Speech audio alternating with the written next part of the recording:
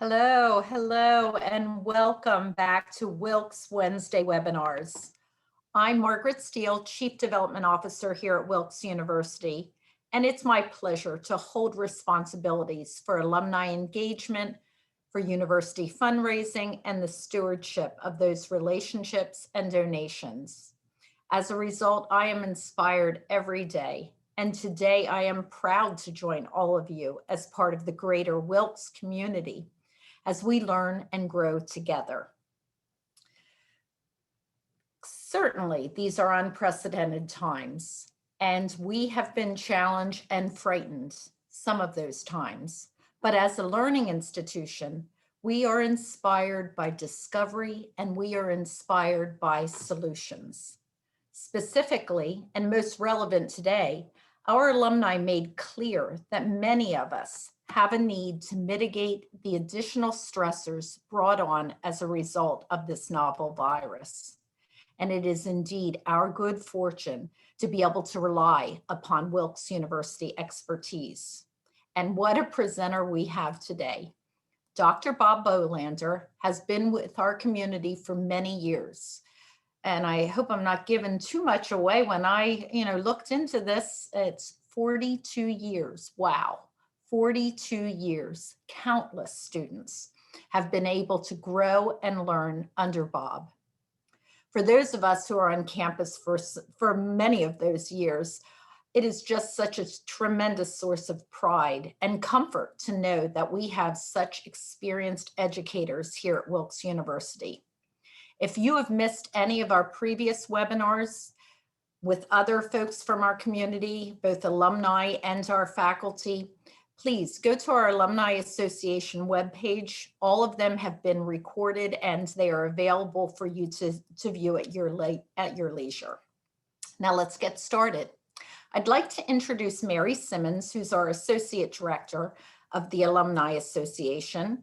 Mary has extensive tenure at Wilkes, and many of you know her from attending things such as Homecoming and our virtual events such as of which this is one of the virtual events, and also our upcoming virtual events, such as Giving Day on March 11th, where you have the opportunity to give to the area you love the most.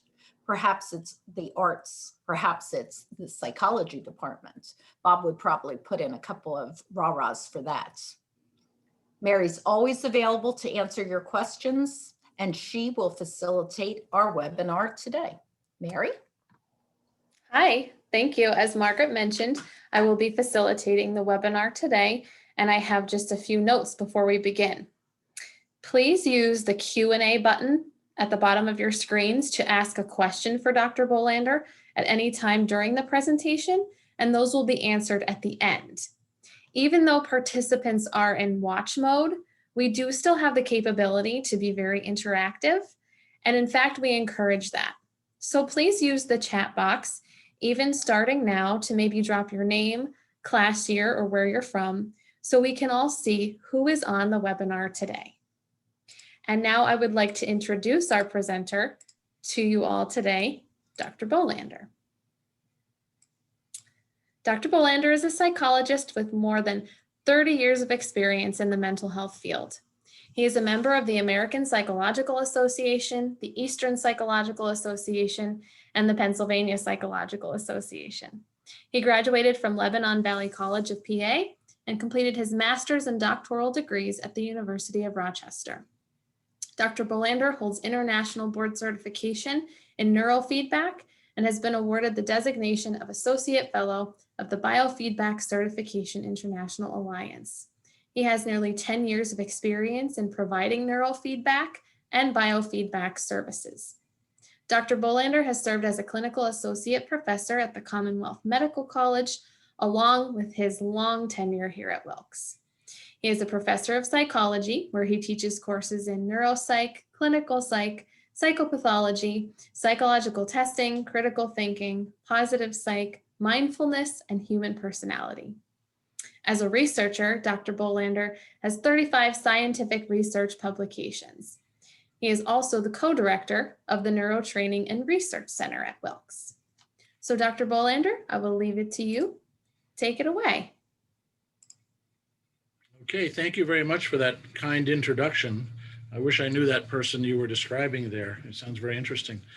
Um, but again, I appreciate all of you who are on the webinar today, giving up, investing your time to listen to what I have to say. I hope you find some tidbits of information that prove helpful. The topics that we're going to be covering, really, each one could be a webinar or a series of webinars in and of itself. So I hope I don't go too quickly through them. Please, if you have any questions, please put them in chat. I'd be happy to answer as many as possible before the webinar is over. And if I can't get to them then, I would be happy to get back to you afterwards. We could even chat on the phone if you would like. So let's begin. If I could have the next slide, please, Mary. Thanks.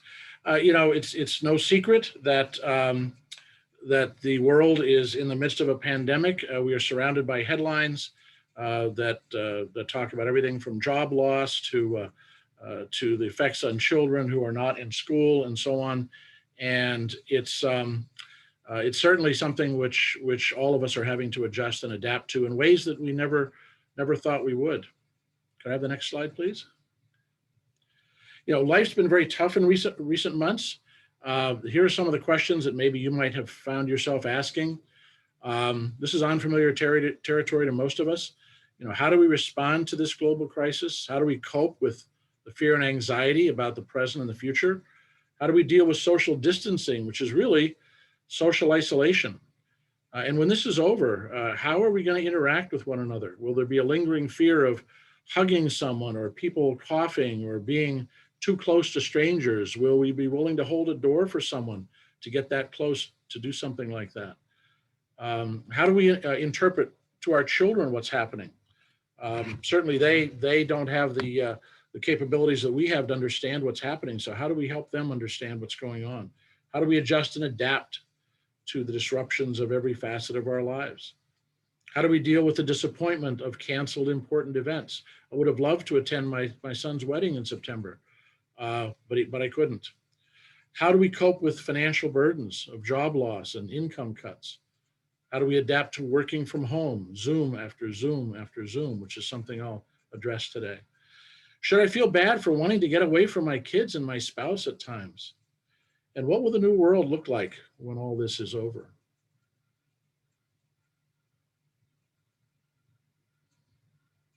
So the topics, and I hope you find some tidbits of help and hope here. The pandemic's effect or impact on our psychological well-being. We're going to talk about stress, a little word with a bad rep.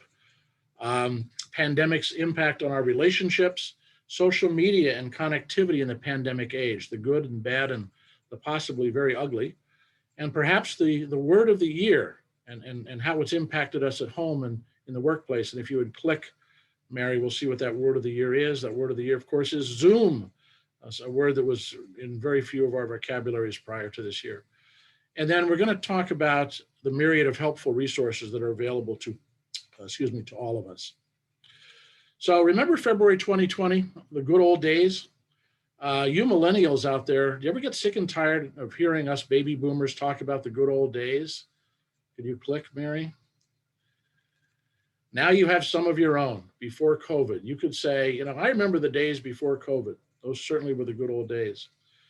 When you think back to last March, our perception was that this was going to be a short-term event that we'd all just kind of power through. We even talked about here at Wilkes being back on campus maybe before the end of the spring semester last year.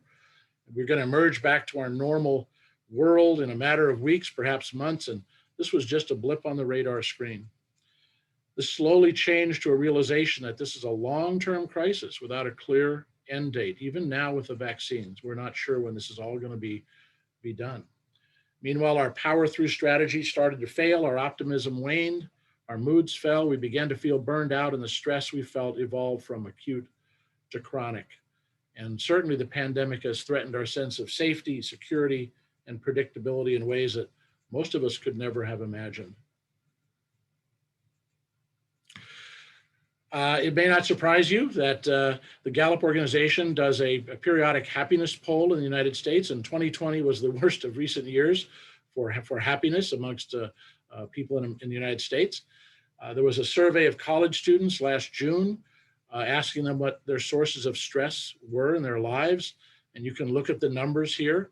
There was uncertainty about the future of their education, fear of falling behind in school coursework, struggles with remote learning, worries about future career and job prospects, and fear about their own health or the health of a loved one, all of which makes perfect sense. This next chart shows the results of a poll, survey of 4,000 Americans in May of last year. And they're looking here at 3 different areas: feeling down or depressed or hopeless, feeling nervous, anxious, or on edge, and then feeling stressed.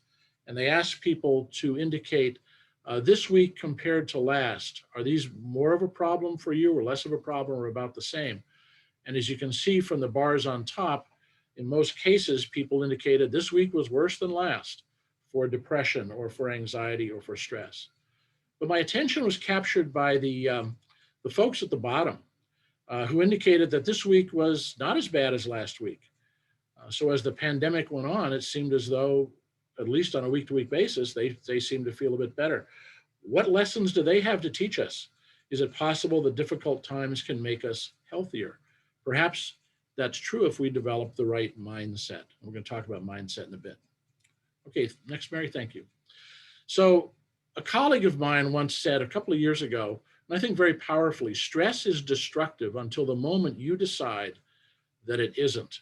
And I took her words and thought a lot about them, and I think they're very, very true, particularly for stress that is chronic and is very, very severe. And in fact, what I believe we need to do is rethink stress. You know, we grow up learning that stress is bad. We come to fear it. Our parents ask, are you stressed out? Are you having stress? Do you need to talk to somebody? Is there too much stress? We learn, again, as a kid, that stress there's something wrong with it, something bad about it. We develop anxiety about having it. We try to avoid it. We may take meds so we don't experience it. We think we're doing something wrong if we feel it. Where did all that nonsense come from? More importantly, what do we do about it? You know, we do in fact have a stress management industry in this country, though in part it's well-meaning, the other part it's a profit-driven machine whose job it is to convince you that stress is horrible, that you have lots of it, you shouldn't have any, and it's harming you mentally and physically. And in certain instances, that last part can be correct, but it's not necessarily correct for everyone.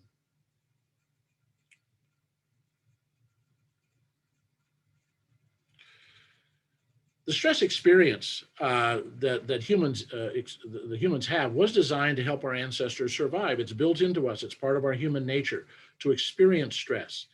And stress, at least mild to moderate stress, can in fact help us. It can help us move toward our goals and improving performance.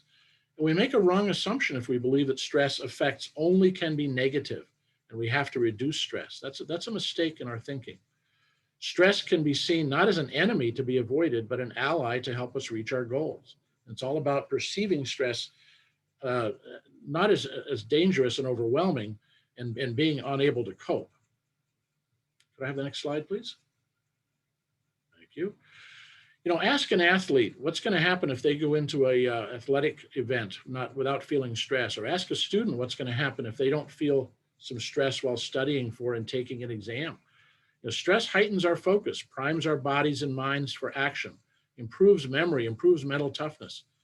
So how can stress be debilitating to some and enhancing to others? And this is where the issue of mindset comes in. Mindset to stress determines its effect. Studies have shown that if you train people about the benefits of stress, the negative effects of it are greatly reduced. You can reduce stress-related health problems, increase productivity and performance in the workplace, decrease blood pressure, headaches, insomnia by educating people about the potential benefits of stress and trying to take away their fear of stress. So again, mindset is the key to stress reduction. Again, I'll repeat that comment from a colleague of mine some years ago. Stress is destructive until the moment I decide that it isn't. That decision that stress is not your enemy, that the experience of stress doesn't mean that you're weak, that the experience of stress doesn't mean that there's something wrong with you, but looking at it rather as a trigger to motivate you to figure out what is wrong, what is my stress response about, and how do I mount to that challenge or rise to that challenge? That's what it's all about. Think about the placebo effect. Very, very powerful. Mindset can actually recruit healing properties in the body. You're not just thinking that you're feeling better or getting better, but you actually experience physiological effects. Patients who get saline while thinking it's morphine have greater pain relief. And conversely, those who get morphine thinking it's saline don't have the same pain reduction effect. Fake poison ivy can generate real rashes in some people. There's many examples of how what you think affects how you feel and how your body responds. There was a recent study at Harvard I thought was interesting. They worked with lots of hotel room attendants at a large hotel chain. And these attendants had the mindset that their work was work. Even though they moved around quite a bit during the day, they got lots and lots of exercise, a lot of cardiovascular exercise. They looked at it as work. Well, the researchers took half of them and informed them that their work was in fact good exercise. They told them about how many calories they burned during the day, what muscle groups they were using, and told them they should receive health benefits from that activity. And by the end of the study, that group in fact lost weight, lost body fat, their blood pressure decreased despite not changing at all their diet or their exercise outside of their normal workplace. So seeing work as work to seeing work as good exercise can be beneficial. Again, it's about mindset.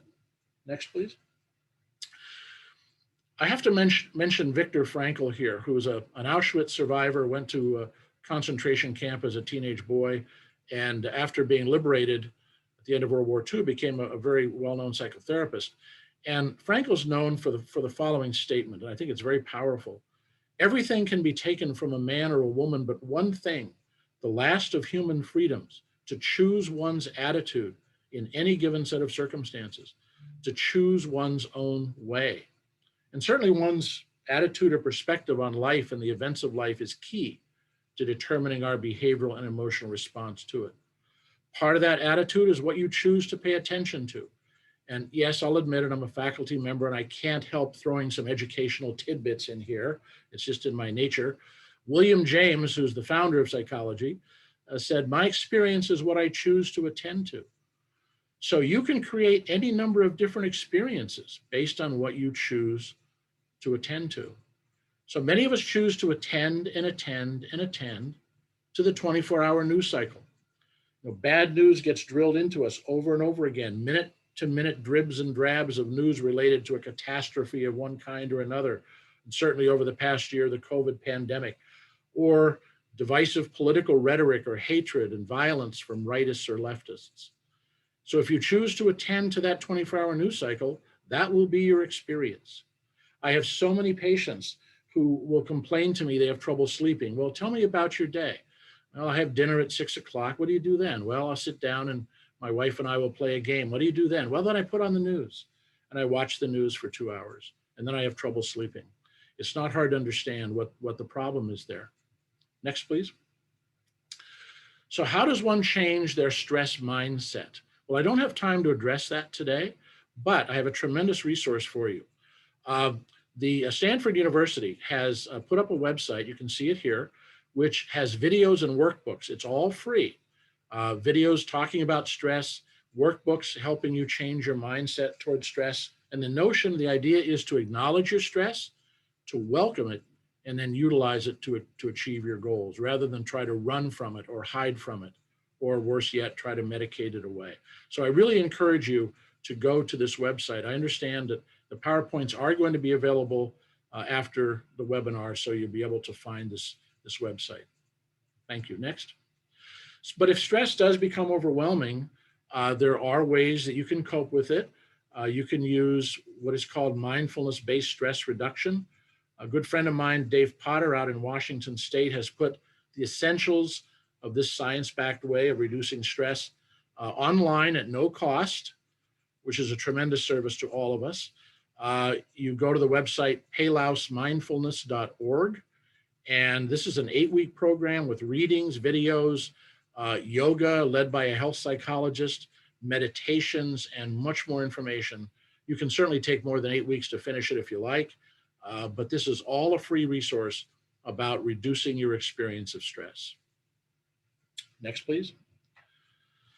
One thing we need to keep in mind, because we all want to help our friends and family members to deal with any stress that they're feeling from the pandemic, we have to keep in mind that everybody's going to cope in their own way, and not everybody is going to cope as you do. Has anyone ever told you to cheer up or look on the bright side, but you couldn't do it? How did it feel? Probably felt pretty bad. You know, it's okay not to be happy all the time. Feeling bad is not mental illness. It's okay to feel crappy once in a while. In fact, some things in life will make anyone feel crappy. It's part of the human experience. The problem is that this demand for good cheer, just cheer up, everything's fine, or look how fortunate you are compared to other people. It's a 1-2 punch for those who cannot cope in this way. First, you feel bad about whatever's getting you down. Then you feel guilty or defective if you can't smile and look on the bright side. There are things you can do, however. One thing I want to mention before we talk about some of those things we can do is post-traumatic growth. You know, psychology has discovered that after a traumatic experience, some people in fact develop PTSD, and there will be people after the pandemic is over who, because of chronic stress that they've experienced, maybe for months or perhaps years, they will experience post-traumatic stress disorder. But other people experience just the opposite, which is post-traumatic growth. And a crisis perhaps most similar to the pandemic may be the events of September 11th, 2001, the attacks on the Pentagon and the World Trade Center. The vast majority of Americans were not directly impacted by that event, but they were indirectly impacted, some positively and some negatively. For many, the impact was to take a step back and gain perspective in their lives. And perhaps you know someone who did this after the attacks of 9/11. Some people adjusted their work-life balance. They deepened their spiritual beliefs. They recognized personal strengths. They saw new meaning in life. They recognized the importance of family and friends in their lives.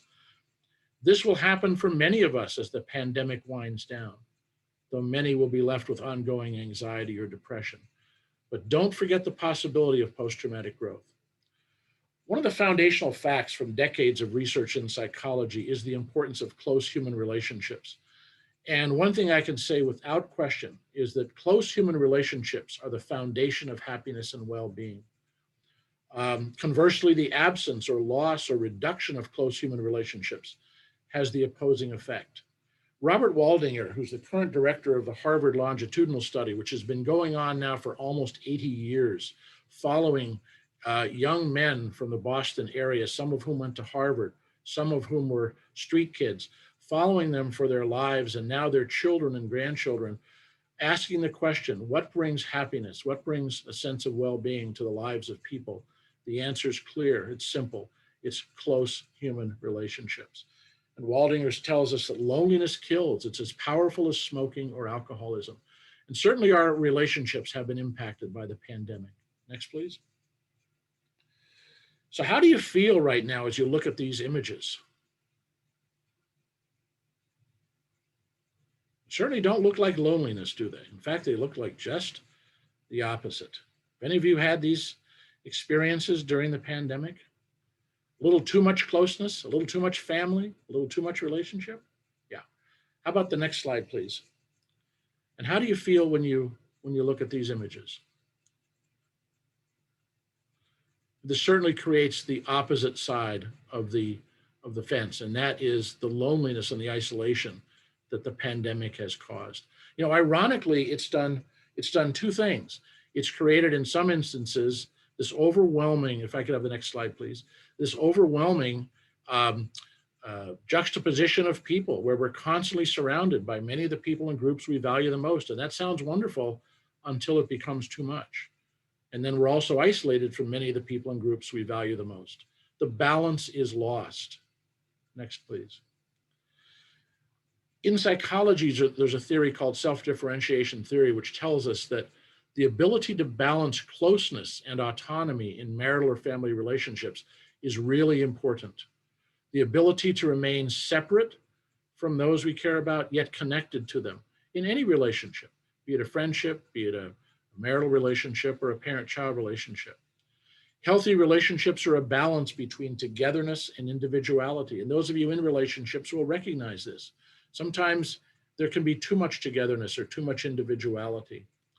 COVID has greatly upset the balance we need for healthy relationships and healthy people. It's separated us from extended family, friends, classmates, and coworkers. And we might crave time with those who provide us with social support and human connection. But it's also pushed us toward much greater togetherness with immediate family and made separateness and autonomy more challenging. We all need some time away from others, even those we love. And I'm not talking about time or hours spent in a room by yourself playing video games. This is for kids or adults. That is not the way to seek your time of individuality or autonomy. Next, please. So one bit of advice going forward, since relationships have been so disrupted, and since our ability to connect with certain people in our lives is so limited right now, spend more time with the people who matter in your life and less time with those who don't. I hear this from so many of my patients. You know, I've decided not to stay in contact on Facebook with X, Y, and Z. They just don't fulfill me. We don't have the same values. It's not enjoyable to communicate with them. And yet I found this other person on Facebook who we're spending more and more time communicating. You need to do some careful consideration and reflection. Who are the people in your life who give it meaning and purpose? Who are the people who share your values? This is not necessarily your political leanings or your religious denomination, but rather your values. What's important to you? What are your principles? The people who share those are perhaps people you want to be spending more of your time with when you have the opportunity. And these considerations are relevant to our social media connections as well. You know, perhaps the pandemic has taught us which group any particular person is in, the one we want to spend more time with or the one who we don't mind spending less time around. Okay, talking a bit about social media. Social media makes you happy and unhappy. You know, I'm often asked the question, is social media a good thing? Well, it depends on how you use it. I mean, is a knife a good thing? In the hands of a mugger? No. In the hands of my surgeon? Yeah. So if you're a teenager on social media trying to collect likes, but not getting as many as other people are getting, it's bad. If you're someone who likes to stay connected to distant friends and family and share news and photos, it's good. If you're a person who simply monitors other people's posts and engages in social comparison, why is that person going on vacation and I can't? Then it's bad. If you're a grandparent who can go on Facebook and see photos of what your grandkids did today, then it's good. If you're a person who's being belittled and bullied by a group of peers, it's bad. So there's no simple answer to the question, is it good or bad? We do know social media can be a relationship issue. You know, it can provide an outlet for our desire for some time away from family who are ever present in the home, which is not a bad thing. But social media platforms are designed to be addicting, and they can have that harmful effect. You can find yourself spending more and more and more time scrolling and swiping, and less time with the people who you love and who you value. Remember, we need a balance between togetherness and autonomy, and that balance can be lost due to social media. And this can leave couples with options. Next slide, please. Would you rather be a couple on the left or the couple on the right? You know, I have to chuckle when I walk into class and my students have their faces buried in their smartphones and there's no conversation. I contrast that with my experience in college when before class, we would all be chattering and talking and sharing stories and information. It really doesn't happen anymore. And we lose so much time when we could be connecting with other people, especially now during the pandemic when we're so isolated. You know, if you have an opportunity to speak with someone, do it. Take advantage of it. Next, please. So whether social media are a positive or negative force, they are addicting. I'm not going to go through this slide. It's a little technical, but let me just summarize it by saying social media are designed to keep you coming back for more, to keep you checking back for likes, to have you get excited when your notifications bing. And notice that all the notifications are happy little sounds that welcome you to come and check out the text someone sent you.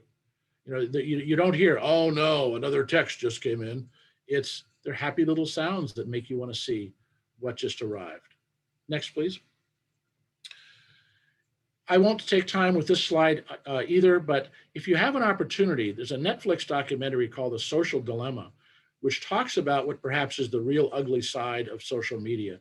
Many former employees of different social media companies, Facebook and so on, were interviewed here. And of course, you could argue that they're just disgruntled former employees, but they talk about a purpose behind social media, which is not only to help us be addicted to them and use them constantly, but also in certain cases to manipulate the way we think and the way we look at things. So I would suggest you take a look at this, whether you're conspiracy theory or not. But it's a fascinating presentation that I think everyone should view and discuss. I have a friend of mine who has a tagline for messages from her smartphone, and the tagline is "Sent by the device that rules my life." Indeed, indeed. I hope one day that doesn't turn into "Sent by the device that ruined my life." Okay, Zoom fatigue I was asked to address. It's interesting. Every month, Zoom calculates the run rate for meeting minutes. In January of 2020, that figure was 100 billion minutes of Zoom occurred. And in April, it was 2 trillion meeting minutes. That's how quickly Zoom caught on. That's a lot of Zooming. Many employees report Zoom fatigue or show signs of it, including exhaustion, physical and mental, body aches and pains, and even sort of a brain fog where they feel just sort of out of it, as if they're sort of in a daze. You know, and when you think about it, it's not real surprising. I mean, in real life, how often do you stand 2 feet from a person and stare at their face? You know, 2 feet, which is what the experts estimate the apparent distance is in a typical Zoom call. It seems like that other person's about 2 feet away from you, their face is. That's the intimacy zone. We only let certain people in there for comforting, protecting, lovemaking. That's a little uncomfortable to have somebody within our 2-foot intimacy zone. And to constantly gaze at somebody or constantly have someone's gaze, it's uncomfortable and tiring. But we fear looking away from the screen because it's going to make us seem disinterested. Though in real life and real conversations, we do divert our glance periodically, and it's not considered impolite. You know, without visual breaks, we can become exhausted. And that's just after the Zoom meeting 1 of the day. And then what about the sitting and the sitting and the sitting for meeting after meeting after meeting? It's a problem. Here's some other weird Zoom stuff.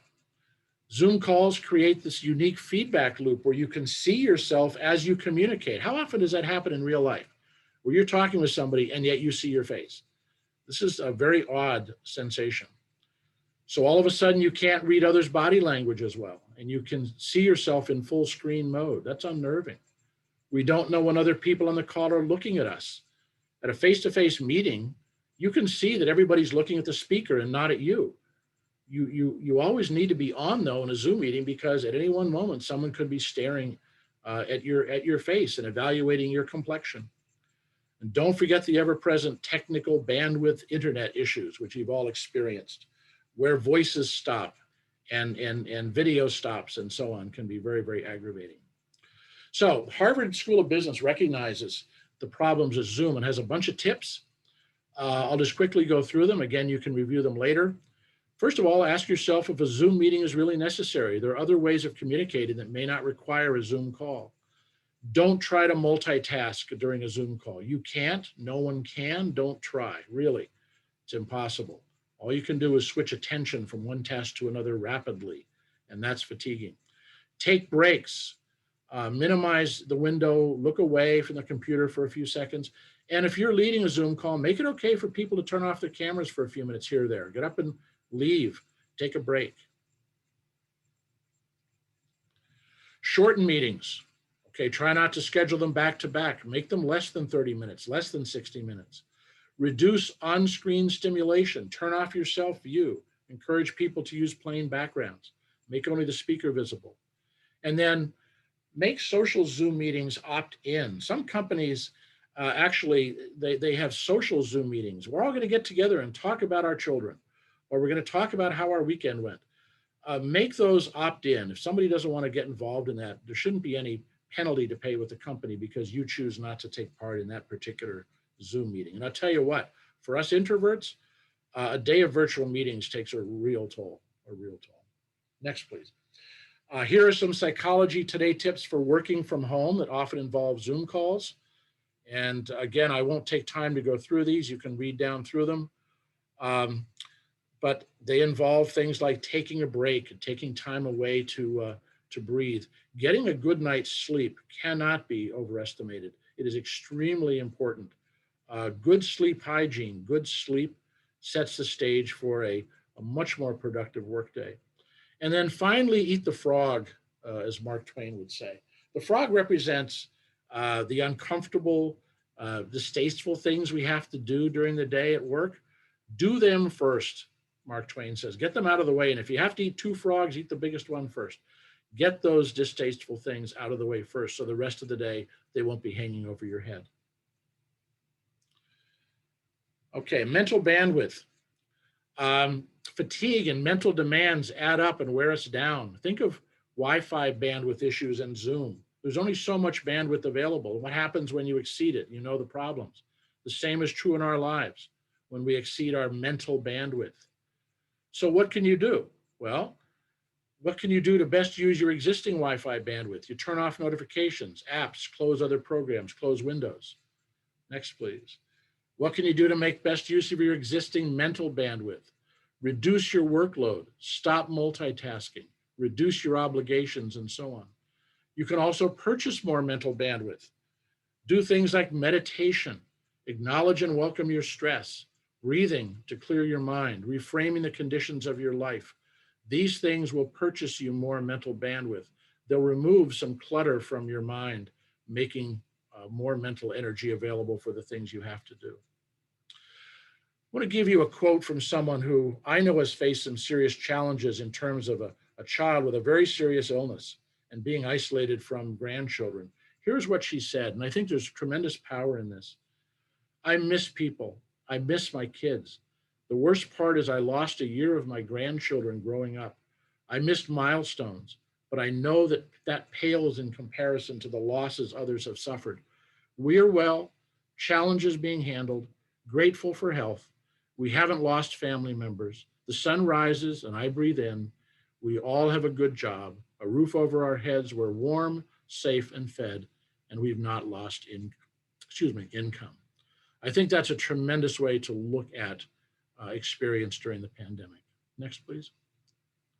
Okay, I wanted to end up talking about resources. Mary, do we have time to do that or not at this point? I think we still have time. We only have one question waiting right now. Oh, okay, great. So what do we do about all of this, whether it's social media impact or Zoom or relationship issues and so on?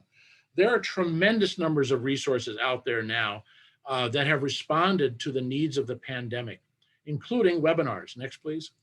Such as the one we're doing. A lot of these are free. You can find dozens, hundreds of them online just by Googling a few keywords. I'm a parent with kids who are anxious. I bet, dozens of webinars will come up that will have information about that might be helpful to you. There was one on just this past Monday, realistic pandemic parenting, good enough parenting. You don't need to be perfect during the pandemic. You just basically need to keep your kids from killing each other. Online training for Zoom, for example, or self-care webinars. Okay, there's webinars available all over the place.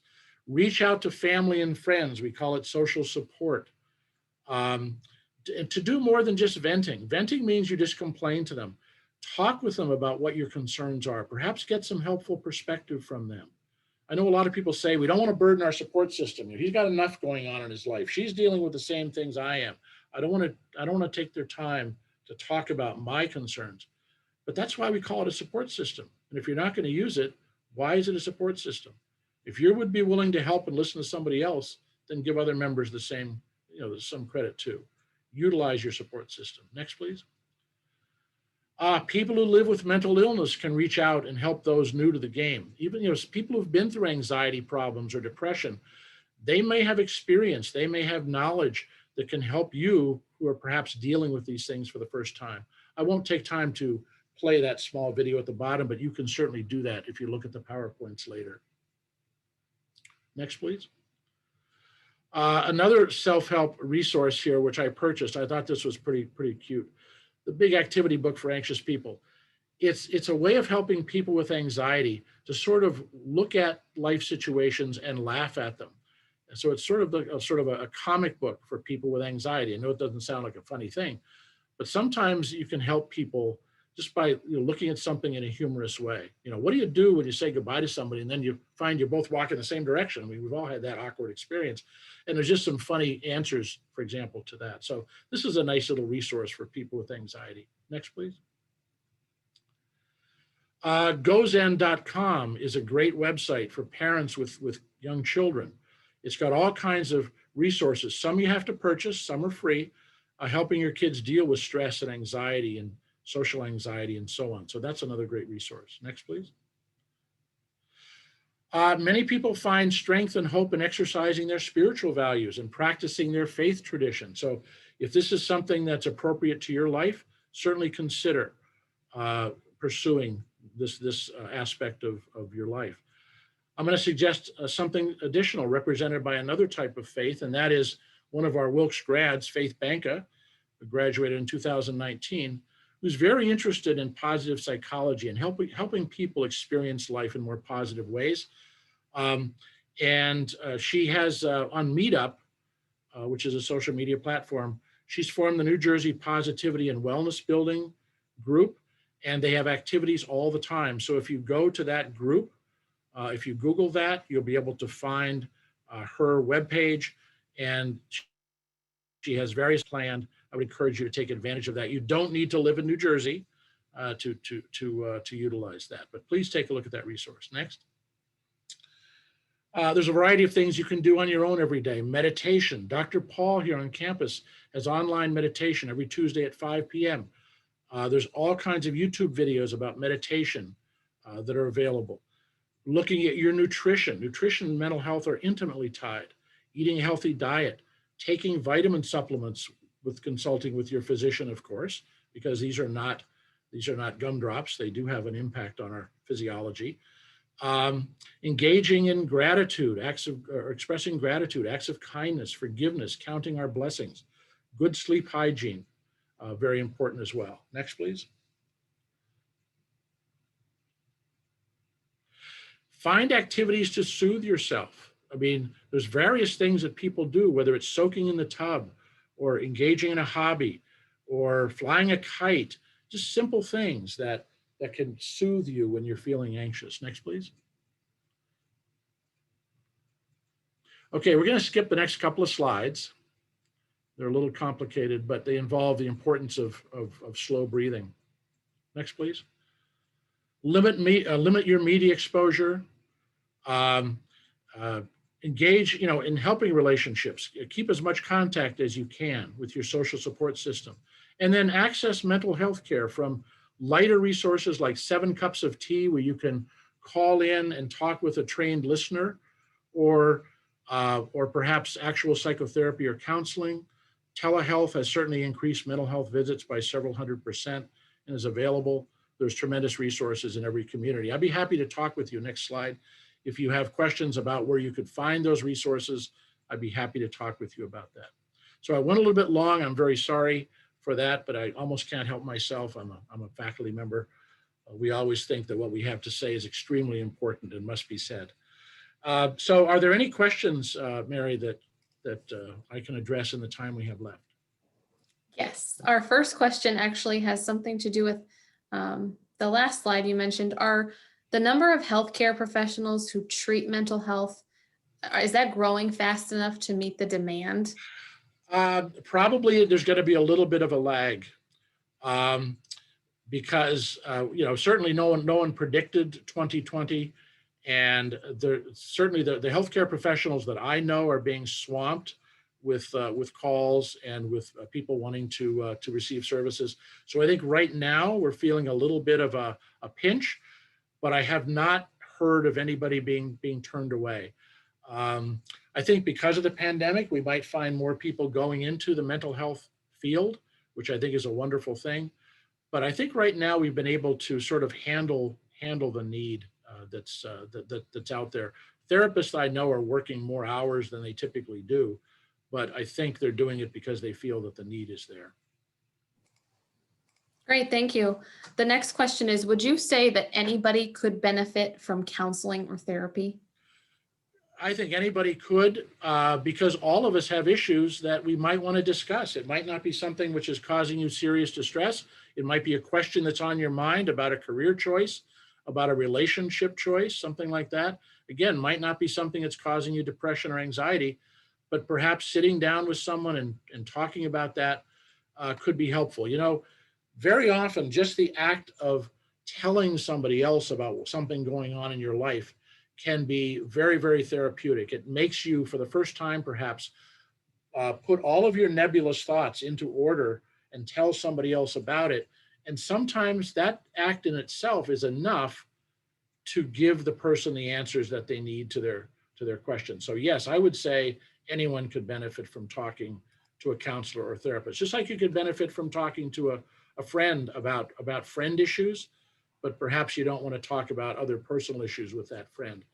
A counselor would be more than happy and willing to talk with you at whatever level you wanted to address what's going on with you. Thank you. We have two more, I think. Sure. There are resources you would recommend for helping elderly parents deal with the losses that they feel from COVID? Elderly parents. So the elderly parents are losing their friends, other elderly folks. Is that what you mean? I think that's how I would interpret it. Yeah. Honestly, I can't put my finger on specific resources, but what I will do when this webinar is over, I will immediately begin to see what I can find and make that information available. I would recommend to the person who asked the question, Google that question. You know, mental health, elderly, COVID. And I bet all kinds of information, resources, perhaps some books, webinars will come up, but I will do the same and see what I can come up with. And Mary, if you can then relay the information back to that questioner, that would be great. But I don't have that answer at my fingertips. I'm sorry. I will do that. Another question, earlier in the presentation, you discussed the pandemic will create PTSD among a lot of people. And this person works in the field of emergency services and understands that that is true. Would you be able to touch on how support resources, techniques may differ with supporting those who will work through these challenges? I'm not sure I quite understand. I think, how do we best support the people who are working in the emergency services or? Oh, okay. Yeah, good. Yeah, excellent question. And these folks really do deserve our admiration and our thanks and our praise. They are on the front lines. I know many of them myself, and I know what they cope with. So expressing appreciation, letting them know that we recognize the important job they do. Sometimes that kind of acknowledgement can go a long way in sort of rebuilding your mental resources. But making available to them, you know, all the mental health kinds of resources that we have. There are folks who will go to the scene, a firehouse or an ambulance station or something like that, and work with all of the personnel there to try to help them if they're having difficulty with post-traumatic issues or whatever. But you know, people have to handle that on their own. There are some folks who simply, they do better not talking about it. They don't want to talk about what they've seen or what they've dealt with. They cope with it internally and they're fine and they move on. We shouldn't make them talk about it. Others benefit from journaling about the emotional experience that they've had. And that's a real important resource for people who've got post-traumatic kinds of issues, is journaling about the feelings, the emotions that they've experienced. Research has shown that can be really helpful in returning to a good mental state. And certainly if you know first responders or others who are on the front lines, hospital workers, et cetera, you know, acts of kindness, again, statements of appreciation, asking them if they want to talk. I mean, these things can be very, very important, being a support network to them. So hopefully that addressed that question. Thank you. The questions just keep rolling in. Oh, really? Wow. I must be doing great then. And we have a couple minutes. Okay. Do you have any suggestions for people who have severe anxiety right now? I know you touched on that with your activity book, but anything else to offer? Well, again, it really depends on what would benefit that person. You know, sometimes self-help resources can be the answer. Some people don't want to see a therapist or a counselor because perhaps of a stigma against doing that, or concerns about privacy. that sort of thing. So there'll be all kind of resources online and in the bookstores, Amazon. You can certainly purchase resources about beating anxiety or 10 days to lowering your anxiety and so on. So there's all kinds of resources out there, but it really would depend on what would work for that particular person. I would say the first attempt by friends and family, if you know someone like that, is to engage them with a counselor or a therapist, because that kind of one-on-one attention is important. The therapist can identify if there's any safety issues for that person. The therapist can hopefully identify what the key causal factors are and get right to the heart of the matter in terms of treatment. So I would say if you're a friend or family member of somebody with extreme anxiety, try to get them, and you can even accompany them if you wish, to see a counselor or a therapist. And if they're afraid to go physically to the office, then telehealth is an option. Telehealth has been a tremendous boon for people who won't leave their home. They live in rural areas. They're not near a therapist. And so many folks are getting help through telehealth now. It's been a wonderful, wonderful thing. But I would say counseling or psychotherapy would be the first line for that person with severe anxiety. Thank you. And this will be the last question. And as you mentioned, the recording and slides will be available after. What are some effective ways to comfort someone who copes differently than you do? Find out how they see the world. Listen. Ask them what their concerns are. We very often have the tendency to, somebody makes a statement and we feel we've got to say something back. Just listen and tell the person, I want to see the world through your eyes. I want to understand what it's like to be you. I want to understand what you're feeling and why you're feeling the way you are. But if you can go to where they are, you may be able to give them some help based on your experience, or at least lead them to the kind of help that they need. But very often we think other people are experiencing COVID and the pandemic the same way we are, and we try to get them hooked up with whatever would help us. That may not work. Listen to people, be available to them, and try to find out how they're seeing the situation. And then you might be in a better position to recommend the kind of help that they might need. Thank you so much. I hope everyone has a wonderful rest of your day. Yep. Thanks, everyone. Thank you, Bob. Sure. Bye-bye.